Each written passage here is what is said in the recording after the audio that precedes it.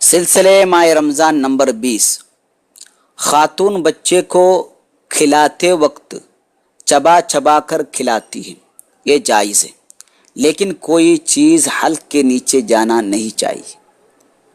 اس صورت میں خاتون نے منہ میں رکھے ہوئے کھانے کو بولے سے کھا لیا تب بھی روزہ نہیں ٹوٹے گا، کیونکہ بولے سے کھانے سے روزہ نہیں ٹوٹتا۔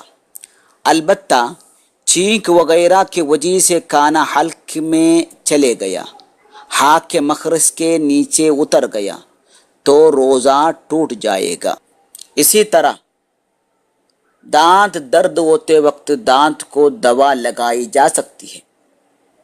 دانت میں لگی ہوئی دوا کو جان بوجھ کر پی لیا تو روزہ ٹوٹ جائے گا، بولے سے پی لیا تو روزہ نہیں ٹوٹے گا۔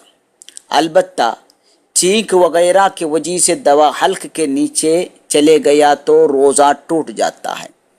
البتہ وضو کرتے وقت کلی کیا اور چھینک وغیرہ کی وجہ سے پانی حلق کے نیچے چلے گیا تب تو روزہ نہیں ٹوٹے گا۔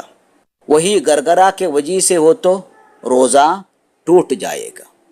واللہ ورسولہ عالم۔